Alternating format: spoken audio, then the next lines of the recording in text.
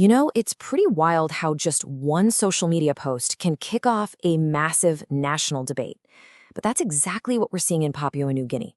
A politician made this explosive claim, and now, suddenly, the country's entire national budget is under a microscope.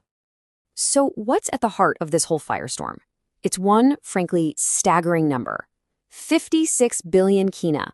That's right. A member of parliament is claiming the government itself admitted to spending that much money over 6 years, with basically nothing to show for it.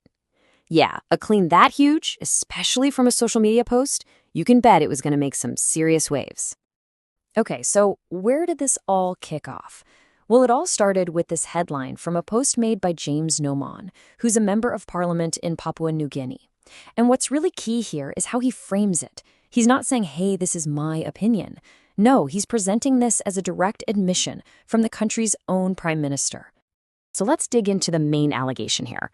What Noman's post is saying is that the prime minister, apparently under public pressure, basically admitted that $56 billion, money that's been spent every year since 2019, has pretty much just vanished. Poof, gone, without any real meaningful results for the nation to show for it. And look, according to the post, we're not just talking about one bad year here.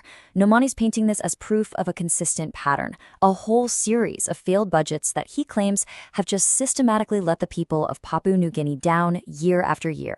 But here's the thing, the post doesn't just stop with that bombshell headline. To try and back all this up, Noman actually dives right into the numbers. And he claims he's pulling these figures directly from the government's own official financial reports. So what exactly is he pointing to in these reports?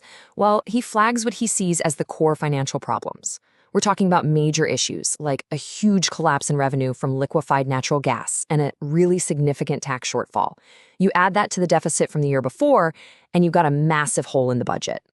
The post then connects these dots to paint a picture of what looks like a really dangerous cycle.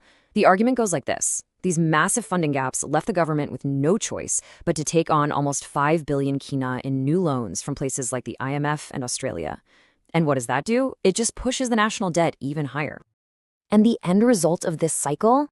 According to Noman's post, the country's total national debt has just ballooned to 65 billion kina. Now, to put that in perspective, he claims that's a whopping 52% of the country's entire gross domestic product. That is a huge number.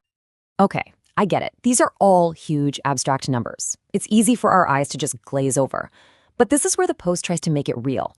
It connects this alleged financial crisis directly to what's happening on the ground, to the real-world experiences of everyday people and the state of their public services. See, Noman argues that the real proof of these failed budgets isn't buried in some dusty financial report. He's basically challenging people to just open their eyes and look at the reality on the ground. Go to the hospitals, he says. Go to the police stations and the schools and see for yourself how he claims public servants are struggling just to do their jobs.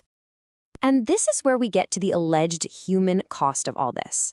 The post claims this financial mess leads directly to failing public services in health and education. But it goes even further than that.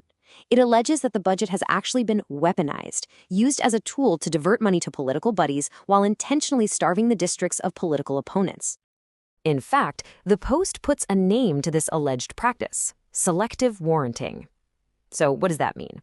It's basically the idea that the government is handing out approved budget money based on who its friends are.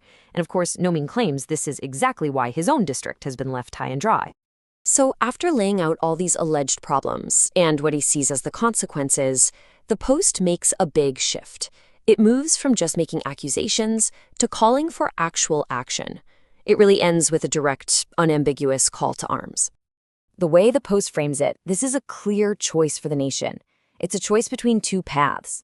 On one side, you have what he calls the government's blame game and empty slogans. And on the other side, a call to actually do the hard work of building competent, fair systems that are built on accountability. And this all builds to two very clear, very bold demands. First, an immediate call for the prime minister to step down. And second, a personal promise to take this fight over fair funding all the way to the nation's highest court. He then wraps up his whole argument with this quote, which really frames his entire public campaign. He's saying this isn't just about politics, it's about patriotic duty. The argument is that real patriotism isn't staying silent when things are going wrong. It's having the courage to speak up and demand better for your country. Now, obviously, this specific political battle in Papua New Guinea is going to keep playing out, but the issues that were brought up in this one viral post, well, they spark a question that's pretty universal, isn't it? It leaves you wondering, how should any of us respond when we start to lose faith in the very numbers that are supposed to be building our nation's future?